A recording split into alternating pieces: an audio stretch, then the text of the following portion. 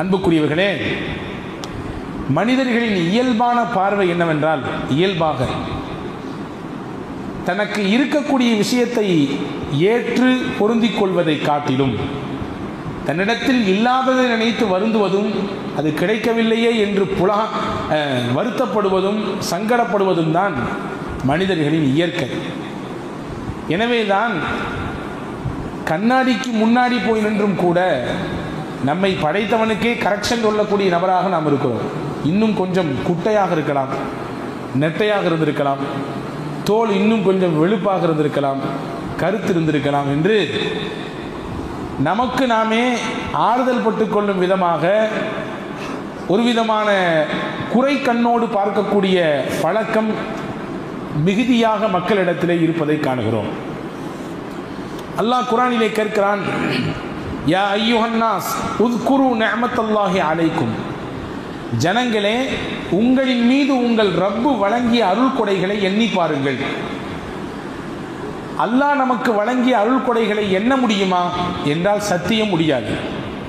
நான் என் பிள்ளைக்கு பார்த்து பார்த்து செய்து கொடுத்த காரியங்களை எல்லாம் ஒரு கட்டத்திற்கு பிறகு எண்ணி சொல்லலாம். நான் உன்னை எப்படி வளர்த்தேன், எப்படி கஷ்டப்பட்டேன், உனக்கு என்னவெல்லாம் செய்து கொடுத்திருக்கிறேன், நீ படிக்கிற பொழுது பட்ட சிரமம் என்ன, உனக்கு வேலை வாய்ப்புக்காக வேண்டி நான் பட்ட கஷ்டங்கள் என்ன, அவமானங்கள் என்ன, தலைக்குனிவுகள் என்ன என்று நீண்ட பட்டியலை நம் பிள்ளையின் வளர்ப்புக்காக வேண்டி நாம் பட்ட சிரமங்களை எல்லாம் கூட ஒரு பட்டியலிடலாம்.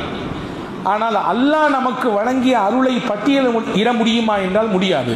வயின் தஉது நிஅமத்தல்லாஹி லா துஹ்ஸூஹா, அல்லாஹ் சொல்கிறான், உங்களுக்கு இறைவன் வழங்கிய அருளை நீங்கள் என்ன நினைத்தால் உங்களால் எண்ணி முடிக்க முடியாது, உங்களால் ஒரு கட்டுக்குள்ளே அதை கொண்டு வர முடியாது என்று அல்லாஹ் சொல்கிறான். எனவேதான் அல்லாஹ் சொல்கிறான், உங்களுக்கு வழங்கிய அருளை நீங்கள் நினைத்து பாருங்கள். ஹல் மின் ஹாலிகின் கைருல்லாஹி யர்ஸுக்கும் மினஸ் ஸமாஇ வல் அர்த். அதி அற்புதமான ஒரு கேள்வியை நமக்கு முன்னால் அல்லாஹ் வைக்கிறான். வானிலிருந்தும் பூமியிலிருந்தும் ரிசுக்கை வழங்கக்கூடியவன் அல்லாஹ்வை தவிர்த்து உங்களுக்கு வேறு யாராவது உண்டா என்று கேட்கிறான். ஆமாம், உண்டா? நம் உழைப்பு, திறமை, நம்முடைய ஆக்கம், கஷ்டம் எல்லாம் ஒருபுறம், ஆனால் அதற்கெல்லாம் கூலியாக ரிசுக்கை அல்லாஹ் அல்லவா வழங்குகிறான். அதற்கு ரசூலுல்லாஹி ஸல்லல்லாஹு அலைஹி வஸல்லம் அதி அற்புதமாக சொல்வார்கள், ஒரு மனிதன் இறைவனுக்கு நன்றி உள்ள மனிதனாக ஆக வேண்டும் என்று நினைத்தால் ஒரு பண்பு மட்டும் அவரிடத்தில் இருந்தால் போதும். உன்துரு இலாமன் அஸ்ஃபல மின்கும், உங்களிலே உங்களை விட கீழ்நிலையில் இருக்கக்கூடிய மனிதர்களை பாருங்கள் போதும். உங்கள் பொருளாதாரத்தில், உங்கள் உடல் நல்ல ஆரோக்கியத்தில், இன்ன பிற விஷயங்கள், உலகம் சார்ந்த விஷயங்கள் அனைத்திலும் உங்களுக்கு கீழ் உள்ள மக்களை பாருங்கள். வலா தன்துரு இலா மன் ஹுவ ஃபௌககும், உங்களுக்கு மேலே இருக்கக்கூடியவர்களை பார்க்க வேண்டாம். அப்படி பார்த்தால் நீங்கள் இறைவனுக்கு உள்ளபடியே நன்றி செலுத்தக்கூடிய மனிதராக மாறுவதற்குரிய வாய்ப்பு கிடைக்காமல் போய்விடும். ஆமாம், ஒரு அழகாக சொன்னான், வாகனத்தில் போக முடியவில்லையே என்ற வருத்தம் தான். வாகனத்தில் போகக்கூடிய நபர்களை எல்லாம் பார்த்து பார்த்து நான் புழுங்கியிருக்கிறேன். அவெல்லாம் பைக்கில் போகிறான், காரில் போகிறாரு, நமக்கு ஒரு கார் இல்லையே, பைக் இல்லையே என்று புழுங்கியிருக்கிறேன். எதுவரை தெரியுமா? நடப்பதற்கு காலே இல்லாத மனிதரை பார்க்கும் வரை. நடப்பதற்கு காலே இல்லாத மனிதரை பார்த்தவுடன் நான் விளங்கிக் கொண்டேன், காலை எனக்கு அல்லாஹ் தந்திருக்கிறான், கார் தராவிட்டால் பரவாயில்லை. எனவே உலக விஷயத்திலே நீங்கள் உங்களுக்கு கீழ் உள்ளவர்களை பாருங்கள். அப்படி பார்த்து பழகினால் உங்களை படைத்த ரப்புக்கு நன்றி செலுத்தக்கூடிய எண்ணம் உங்களுக்கு பிறக்கும். உங்களுக்கு மேல்நிலையில் இருக்கக்கூடிய மனிதர்களை பார்த்து பார்த்து நீங்கள் புழுங்கினால் இறைவனுக்கு நன்றி செலுத்தக்கூடிய எண்ணம் வராது. சொல்லப்போனால் நன்றி மறுப்பு உங்கள் உள்ளத்திலே நீங்கள் நினைக்காமலேயே விதைக்கப்படும், தூவப்படும் என்றார்கள் நபிகள் நாயகம் ஸல்லல்லாஹு அலைஹி வஸல்லம். உலகத்தில் சின்ன சின்ன விஷயங்களுக்காக வேண்டி நாம் நன்றிகளை பரிமாறிக்கொள்கிறோமே. ஒருவர் அன்பளிப்பு தருகிறார், வாங்கிவிட்டு என்ன சொல்கிறோம்? ஆங்கிலத்திலோ தமிழிலோ நன்றி, தேங்க்ஸ் என்கிறோம் இல்லையா? தட்டு தடுமாறி கீழே விழ போனோம், ஒருவர் கைதாங்கி பிடித்து விட்டார், ரொம்ப நன்றிங்க, நீங்கள் பிடிக்கலன்னா கீழே விழுந்திருப்பேன், கை கால் சிராய்ப்பு ஏற்பட்டு இருக்கும். சொல்றோம் இல்லையா? ஒரு விஷயம் நம்மிடத்திலே இருந்த முக்கியமான பொருள் காணாமல் போய்விட்டது, தேடி அலைகிறோம். அது இல்லை என்றால் அடுத்து நகர்வே மிகப்பெரிய சிரமம் என்ற நிலையில் இருக்கிற பொழுது ஒருவர் திடீரென்று எடுத்துக்கொண்டு வந்து கையில் கொடுக்கிறார். ஏங்க நீங்க விட்டுட்டு போயிட்டீங்கண்ணே, உங்க இதுதான் என்று நான் உணர்ந்து எடுத்துக்கொண்டு தந்தேன், ரொம்ப நன்றிங்க. இது இல்லைன்னா இன்னைக்கு அடுத்து அவ்வளவுதான், ரொம்ப பெரிய கஷ்டம். சொல்றோமா இல்லையா? நம்மிடத்திலே இழந்ததையோ அல்லது நாம் தடுமாறுகிற பொழுது கைதாங்கி பிடிக்கக்கூடிய சூழலிலோ அல்லது நாம் விரும்பிய ஒன்றை நமக்கு ஒருவர் அன்பளிப்பு செலுத்துகின்ற நேரத்திலோ ஏதோ ஒரு விதத்தில் பிறரிடத்திலிருந்து ஒரு விஷயத்தை பெற்றுக்கொள்கிற பொழுது இயல்பாகவே அவருக்கு நன்றி செய்ய வேண்டும், அவருக்கு அன்பளிப்பை தந்தவருக்கு நன்றி செலுத்த வேண்டும், கைதாங்கி பிடித்தவருக்கு உபகாரமாக நன்றியை உரித்தாக்க வேண்டும் என்ற எண்ணம் பிறக்கிறது.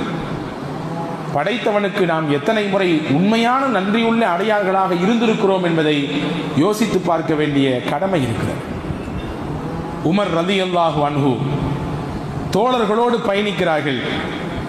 வீதியின் ஓரத்திலே ஒருவர் முடமாகி கிடக்கிறார். கண் பார்வை இல்லை, காது கேட்கவில்லை, உடலெல்லாம் குஷ்டரோகினால் புண்ணும் சீலும் சகதியுமாக, சீலும் உடம்பிலிருந்து ஒரு விதமான துர்வாரை வீசக்கூடிய நீரும் வடிந்தோடி கொண்டிருக்கிறது. வீதியின் ஒரு ஓரத்திலே முடங்கி போய் கிடக்கிறார்.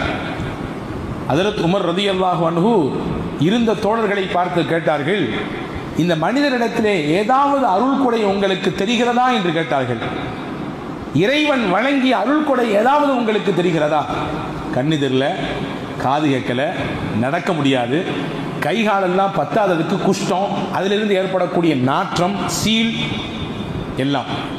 எல்லாரும் சொன்னாங்க, என்ன பாவம், பரிதாபம் தான் எங்களுக்கு மிச்சமாக தெரிகிறது, அவரை கண்டு நாங்கள் பரிதாபப்படுகிறோம், இப்படி இருக்கிறாரே என்று வருத்தப்படுகிறோம், எங்கள் கண்களுக்கு ஒன்றும் அருள் தெரியவில்லை என்று சொன்னார்கள். அதில் சையதுனா உமர் ரலியல்லாஹு அன்ஹு சொன்னார்கள், கொஞ்ச நேரம் பொறுங்கள், அவர் நன்றாக எந்த சிரமமும் இல்லாமல் சிறுநீர் கழிக்கிறாரா என்று பாருங்கள் என்றார்கள். கொஞ்ச நேரத்துக்கு பின்னாடி முடமாகி கிடந்தவர் எழுந்து சுய தேவையாக சிறுநீர் கழிக்க போனார்.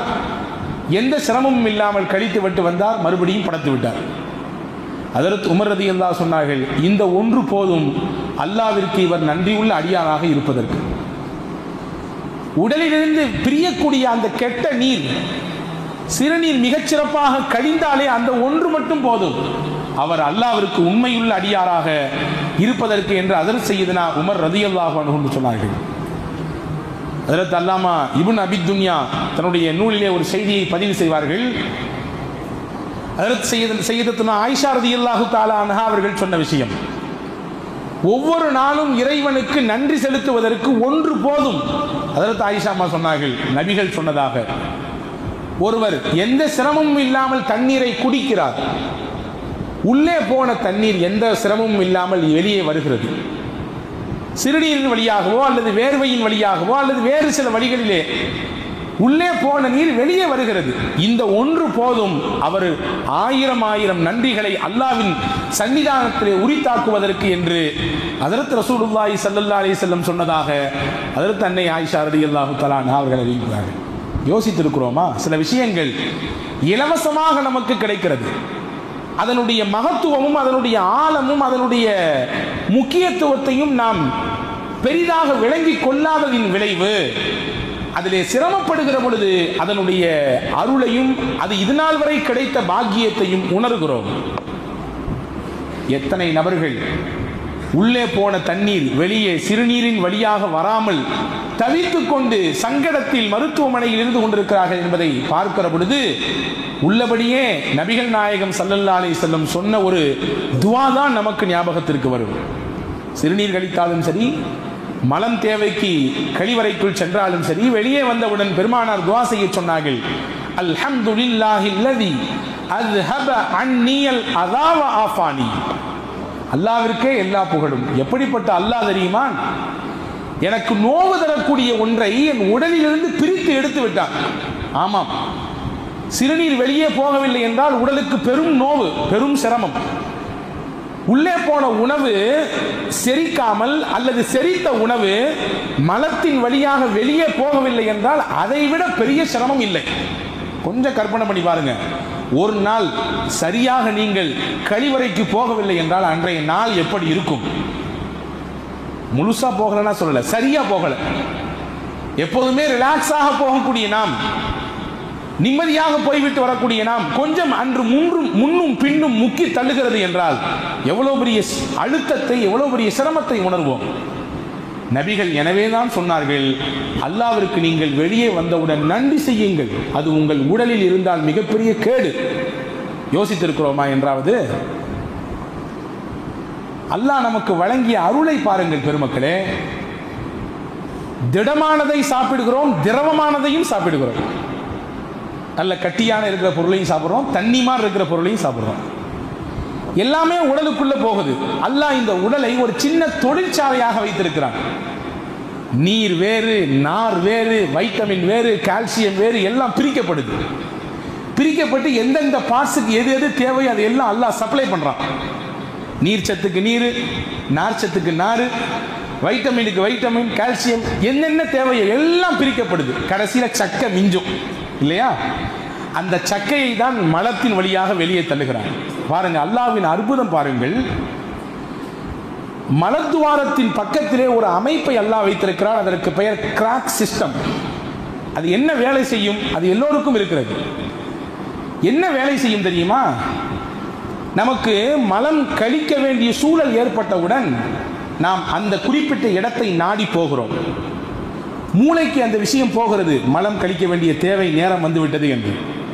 அந்த குறிப்பிட்ட இடத்துக்கு போகிறோம், டாய்லெட்டுக்கு போகிறோம். குறிப்பிட்ட இடத்திலே எப்படி அமர வேண்டுமோ அப்படி அமருகிறோம். வெளியேற்ற வேண்டும் என்று நம்முடைய உள்ளம் மூளைக்கு செய்தியை பாஸ் செய்கிறது. அதற்கு பிறகு உடலில் இருந்து சக்கை வெளியே வருகிறது. வெளியே வரக்கூடிய இடத்தில் இருக்கக்கூடிய ஒரு அமைப்பு தான் கிராக் சிஸ்டம். அது என்ன செய்கிறது? அந்த குறிப்பிட்ட நேரம் வரும் வரை உங்கள் மலத்தை தடுத்து வைத்திருக்கிறது, கேட் மாதிரி. அது இல்லைன்னு சொன்னா என்ன ஆகும்? சின்ன பிள்ளைங்க எப்படி சாதாரணமாக அறியாமல் சுய தேவை கழித்து விடுகிறதோ, நோயாளிகளின் உடலிலிருந்து எப்படி அறியாமல் மலம் வெளியேறி விடுகிறதோ, வயது மூப்பின் காரணமாக சில சமயங்களில் எப்படி அறியாமல் உடலிலிருந்து மலம் கழிந்து விடுகிறதோ, இதுவெல்லாம் எப்பொழுது ஏற்படும்? அந்த கிராக் சிஸ்டம் என்ற ஒன்று முறையாக செயல்படாமல் இருக்கிற பொழுது இதுவெல்லாம் ஏற்படும். ஒரு புத்தகத்தில் வாசித்தேன், அதனுடைய ஆசிரியர் எழுதியிருக்கிறார், ஒரு மனிதனுக்கு அல்லாஹ் அந்த இடத்திலே புற்றுநோயை ஏற்படுத்தினார். அந்த கிராக் சிஸ்டம் என்று சொல்லக்கூடிய அந்த தடுப்பு வேலி, மலத்தை தாங்கி நிற்கக்கூடிய அந்த மூடியிலே அல்லாஹ் புற்றுநோயை ஏற்படுத்தினார். மருத்துவர்கள்லாம் போய் சந்தித்த பின்னாடி அவர்களின் ஆலோசனை என்ன என்றால், அந்த இடத்தை ரிமூவ் பண்ணணும், வெட்டி எடுத்து ஆபரேஷன் செய்ய வேண்டும். எடுத்தால்தான் உங்களுக்கு இந்த நோயிலிருந்து முழுமையான தீர்வு கிடைக்கும். எடுக்கவில்லை என்றால் சிரமம்தான். சரி, எடுத்துடலாம் என்று சொல்லிடலாம். ஆனால் அதுக்கு பின்னாடி இருக்கக்கூடிய பின் விளைவுகள் என்ன என்றால், நீங்க உள்ள போட்டீங்க விஷயத்தை, ஏதாவது சாப்பாட்டுன்னா செரிச்சு ஆட்டோமேட்டிக்கா வெளியே வந்துடும். நீங்க நினைச்ச நேரம்லாம் இல்லை, எப்பனாலும் அது வெளியே வரலாம். அந்த மாதிரியான சூழல் ஏற்படும். வேறு வழி இல்லை.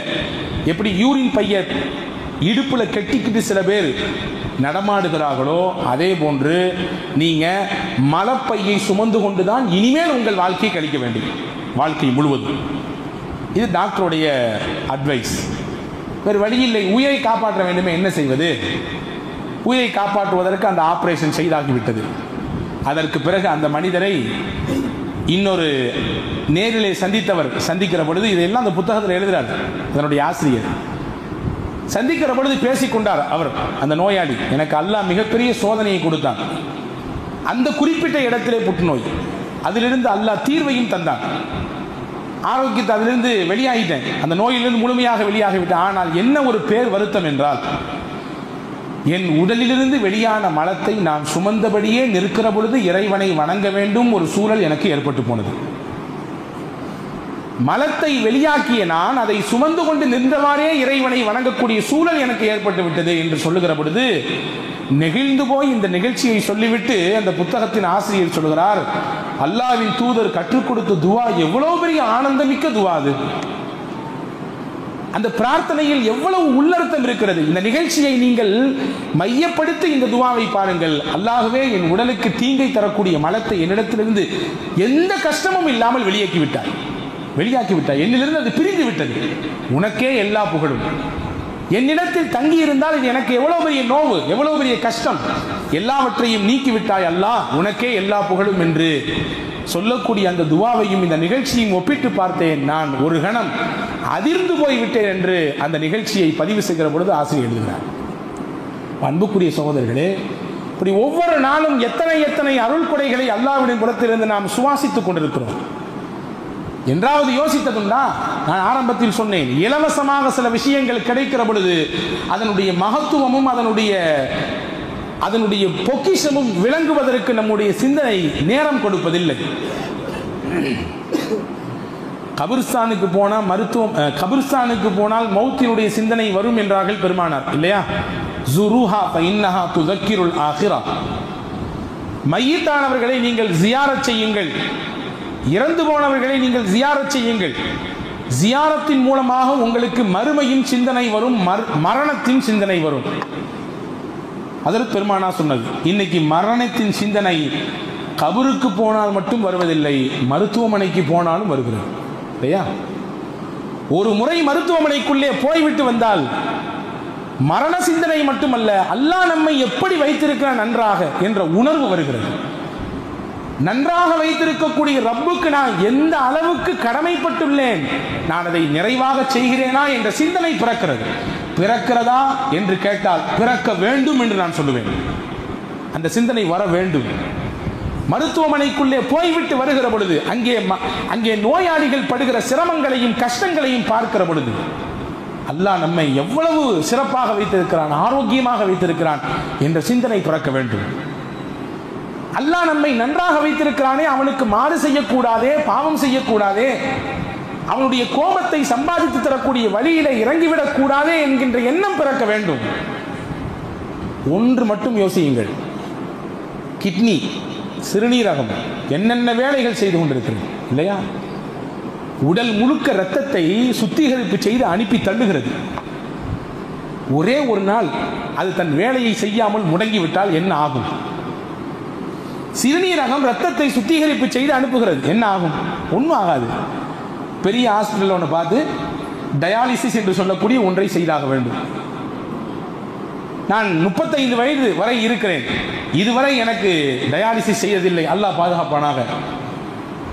யோசியுங்கள், ஒருவருக்கு 60 வயது 70 வயது 70 வயது வரை அவர் டயாலிசிஸ் செய்யவில்லை, அல்லாஹ் அந்த சிறுநீரகத்தை வைத்தே சுத்திகரிப்பு செய்து உடல் முழுக்க இரத்தத்தை பாய்ச்சிக் கொண்டிருக்கிறான். கொஞ்சம் யோசியுங்கள், ஒரு முறை ஒருவர் டயாலிசிஸுக்கு போனால் எவ்வளவு செலவாகும்? ஒரு மாதத்திற்கு 2 முறை, மாதத்திற்கு 4 முறை, வாரத்திற்கு 2 முறை என்றெல்லாம் அவர்களின் நிலைக்கு தக்கவாறு அந்த முறைகள் மாறுபடுகிறது. அல்லாஹ் ஒத்த ரூபா வாங்காம 60 வருஷம் சுத்திகரிச்சு அனுப்பிட்டே இருக்கான் நமக்கு. இன்னைக்கு டயாலிசிஸ் என்று போனால் எத்தனை ஆயிரங்கள் வைக்க வேண்டும் ஒரு தடவைக்கு? ஒரு மாதத்திற்கு எத்தனை ஆயிரம், வருடத்திற்கு கணக்கு போட்டால் 60 ஆண்டு 70 ஆண்டு நமக்கு எந்த தொகையும் வாங்காமல் ஃப்ரீயா அல்லாஹ் செஞ்சு கொடுக்கான். கொஞ்சம் யோசிங்க, கணக்கு போட்டு பாருங்க.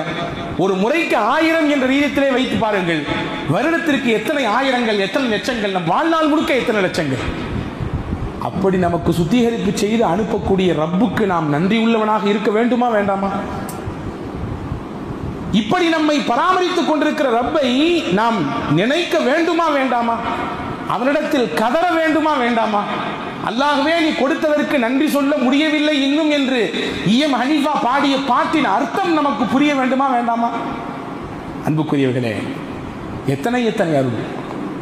பெருமானா ஸல்லல்லாஹு அலைஹி வஸல்லம் அன்னவர்களும் மதிய நேரம் உச்சி பொழுது ஒரு 12 மணி இருக்கும் என்று வைத்துக் கொள்ளுங்கள், வெளியே வருகிறார்கள். வந்தால் செய்த அபூபக்கர் சித்திக் ரலியல்லாஹு அன்ஹு வர்றாங்க. இந்த நேரத்தில் எங்க வந்தீங்க அபூபக்கர் நாயகத்தை கேட்கிறாங்க. ரசூலுல்லாஹ் சொன்னாங்க, பசிதான் வீட்டை விட்டு என்னை வெளியாக்கியது. நபி கேட்டாங்க திருப்பி அபூபக்கர் நாயகத்தை, நீங்க ஏன் வந்தீங்க? அதே தான், உங்களை எந்த பசி வெளியாக்கிச்சோ அதே பசி தான் என்னையும் வெளியாக்கிச்சு, வாங்க போவோம். கொஞ்ச நேரத்தில் உமர் ரலியல்லாஹு அன்ஹு வருகிறார்கள். அவர்களிடத்திலும் இதே கேள்வி, அவர்களும் இதே பதில். 3 பேரும் சேர்ந்து ஹஜ்ரத் சய்யிதுனா அபுல் ஹைசம் அல் அன்சாரி ரலியல்லாஹு அன்ஹு என்ற சஹாபியின் வீட்டுக்கு போகிறார்கள். வீட்டிலே நபி தோழர் அபுல் ஹைசம் இல்லை, மனைவி மட்டும்தான் உள்ளே இருக்கிறார்கள். பெருமானார் சலாம் சொல்ல, பதில் சொல்ல, அவர்களுக்கென்று விரிவை ஏற்படுத்தி கொஞ்ச நேரம் உட்காருங்க, இங்க வீட்டுக்காரங்க இங்க போயிருக்கிறாங்க, இப்போ வந்துடுவாங்க. வந்தார் அபுல் ஹைசம் அல் அன்சாரி. நபியையும் தோழர்கள் அபூபக்கர் ரலியல்லாஹு அன்ஹு, உமர் ரலியல்லாஹு அன்ஹு பார்த்தவுடன் பூரிப்பு, சந்தோஷம், ஆனந்தம். இன்னைக்கு எனக்கு கிடைச்ச மாதிரி விருந்தாளி உலகத்துல யாருக்குமே கிடைச்சிருக்க மாட்டாங்க. எங்க வீட்டுக்கு நபிகள் நாயகம் வந்திருக்கிறாங்க, நான் பெரிய பாக்கியவான், நபியே ஒரு நிமிடம் நெல்லுங்கள் என்று சொன்னவுடன் அவர் தன்னுடைய தோட்டத்திலிருந்து கொண்டு வந்த குளிர்ந்த நீரையும் கொண்டு வந்த அந்த பேரித்தம்பழத்தினுடைய பல்வேறு கனிகளையும் நபிக்கு முன்னால் கொண்டு வந்து வைத்தார். சாப்பிடுங்கள், உங்களுக்கு தேவையான உணவு இன்னும் சிறிது நேரத்தில் தயாரிப்பு செய்யப்படும். செய்தார். தயாரிப்பு செய்து பெருமானாருக்கு முன்பு வைத்தார். பசியோடு வந்த நாயகமும் நாயக தோழர்களும் சஹாபாக்கள் அபூபக்கர் ரலியல்லாஹு அன்ஹு அவர்களும் சய்யிதுனா உமர் ரலியல்லாஹு அன்ஹு சாப்பிட்டார்கள். சாப்பிட்டு முடித்தவுடன் பெருமானார் ஸல்லல்லாஹு அலைஹி வஸல்லம் இரு தோழர்களை பார்த்து சொன்னார்கள், ஹாதா மினன் நிஅமில் லதீ துஸ்அலூன அன்ஹு. இதுவும் அல்லாஹ்வின் அருள் கொடைதான். பசியோடு நாம் வந்தோம், ஒண்ணுமே இல்லாமல் நாம் வெற்று குடலோடு நாம் வெளியே வந்தோம். நமக்கு வயிறார சாப்பாடு கொடுத்தது, நீரை புகட்டியது அல்லாஹ் தான். இதை பற்றியும் நாளை அல்லாஹ்விடத்திலே நீங்கள் விசாரிக்கப்படுவீர்கள், இதை பற்றியும் நாளை அல்லாஹ்விடத்திலே விசாரிக்கப்படுவீர்கள் என்று சொன்னார்கள். ஹதீஸ் தொடர்கிறது. அங்கே உள்ளே இருந்த அந்த பெண்மணி அபுல் ஹைசம் ரலியல்லாஹுடைய மனைவி சொன்னாங்க, யார் சொல்லா ஏதாவது எங்களுக்கு துவா செய்யுங்க, உங்க துவாவுக்காக வேண்டிதான் இதெல்லாம். அப்பதான் ஸல்லல்லாஹு துவா செஞ்சாங்க, அக்கல தஆமுக்குமுல் அப்ரார் வ ஸல்லத் அலைக்குமுல் மலாயிகா வ அஃப்தர இந்தக்குமுஸ் ஸாயிமூன். உங்கள் உணவை நல்லோர்கள் சாப்பிடட்டும், உங்கள் வீட்டிலே நோன்பாளிகள் வந்து நோன்பு திறக்கட்டும், உங்கள் வீட்டிலே மலக்குமார்கள் அணியணியாக வந்து இறங்கட்டும் என்று துவா செஞ்சாங்க.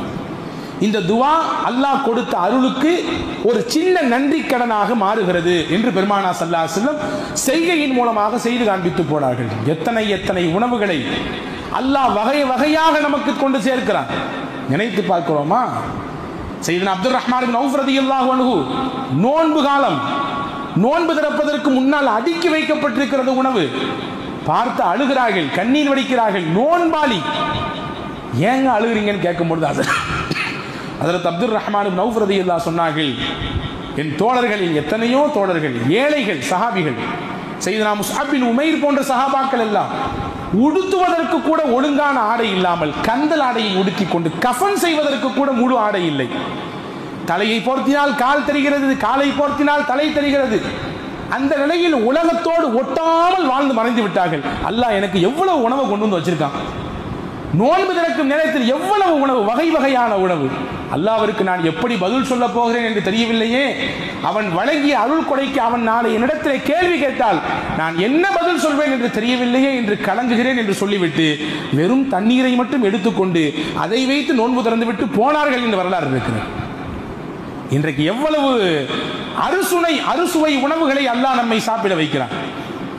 எல்லாம் நம்ம சம்பாதிக்கிறோம், உழைக்கிறோம், பொருள் ஈட்டுகிறோம், உண்ணுகிறோம் என்று சொல்லலாம். ஆனால் இது எல்லாவற்றுக்கும் பின்னால் இறைவனுடைய அருள் கொடை இருக்கிறதா இல்லையா? யோசித்திருக்கிறோமா? சாப்பிட்டு முடித்தவுடன் அல்லாஹ்விற்கு நன்றி செலுத்தியிருக்கிறோமா? அல்லாஹ்வே, உலகத்தில் எத்தனை மக்கள், கோடிக்கணக்கான மக்கள் ஒருவேளை உணவில்லாமல் திண்டாடி கொண்டிருக்கிறார்கள். எங்களை வயிறார உணவுடன் செய்தாய் அல்லாஹ்வே, உனக்கே எல்லா புகழும், அல்ஹம்துலில்லாஹ் சொல்லி இருக்கிறோமா?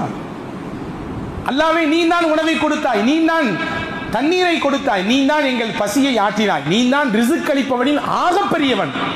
புகழ்ந்திருக்கிறோமா அல்லாஹ்வை? அன்புக்குரியவர்களை யோசித்து பார்க்கிறோம். அல்லாஹ் வழங்கிய அருள் கொடை நம் உடலிலும் நம்முடைய வெளிரங்கத்திலும் நிரம்ப கிடக்கிறது. நாம் அதை கண்டும் காணாமல் கடந்து போய்கொண்டே இருக்கிறோம். நினைக்கிறோமா இல்லையா என்பது கூட யோசிக்க முடியாத அளவிற்கு ஒரு அவசர கதியிலே நாம் தள்ளப்பட்டிருக்கிறோம்.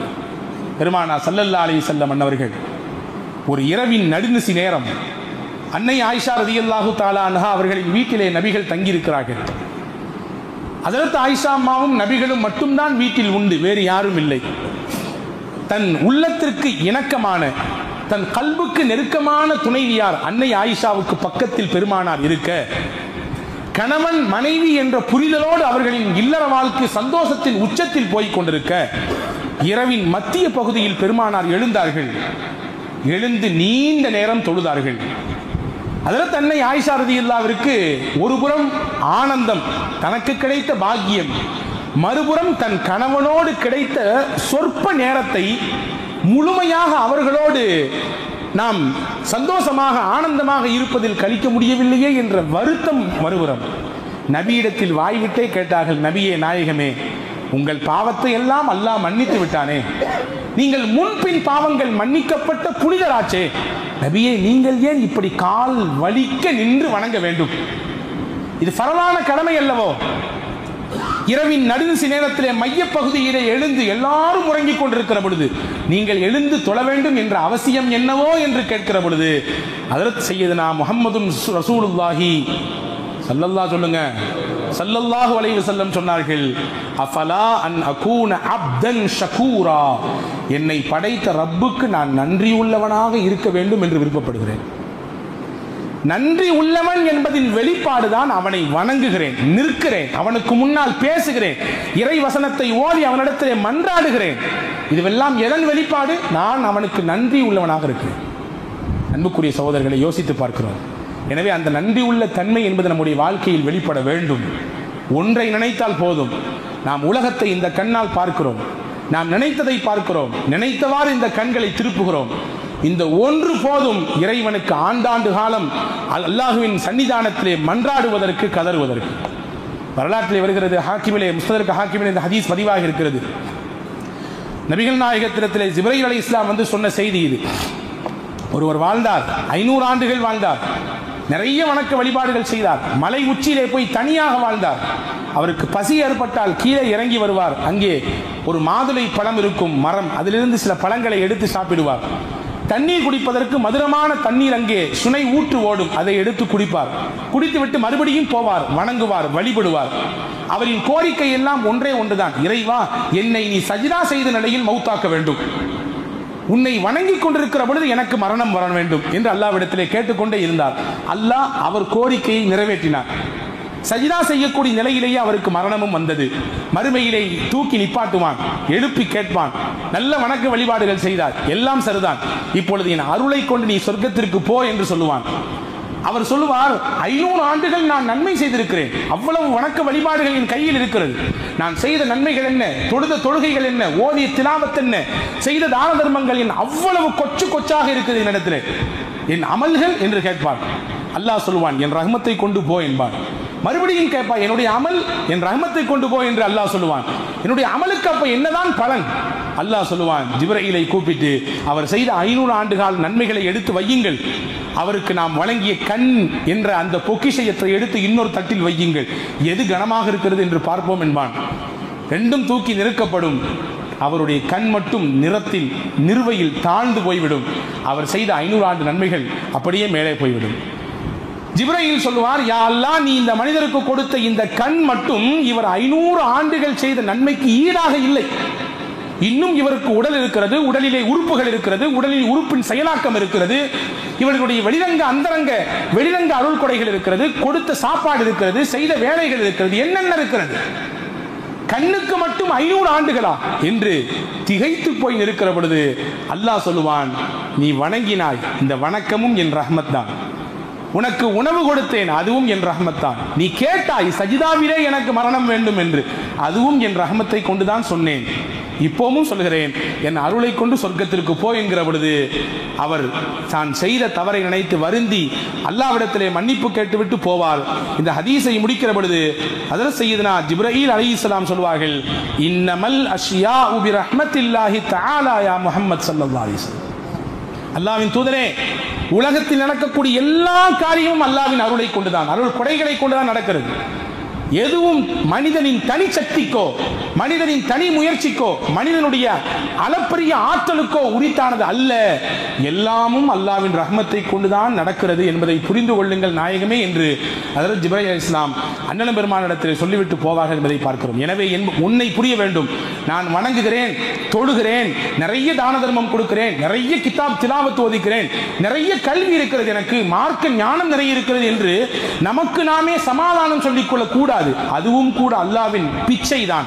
அல்லாஹுவின் அருள் தான் என்பதை புரிந்து அதற்கும் நன்றி செய்யக்கூடிய மனிதர்களாக மாறுகிற பொழுது நிச்சயம் அல்லாஹ்வின் அருளை முழுமையாக பெறுவோம். நாளை மறுமையிலே அவனுடைய உயர்தரமான ரிதுவான் என்று சொல்லக்கூடிய திருப்பொருத்தத்திற்கு உரித்தானவர்களாக அல்லாஹ் நம்மை ஆக்குவான். வல்ல ரஹ்மான் தௌஃபீக் செய்வானாக. ஆமீன். வாஹிரு தஅவா அனில் ஹம்துலில்லாஹி ரப்பில் ஆலமீன். அஸ்ஸலாமு அலைக்கும்.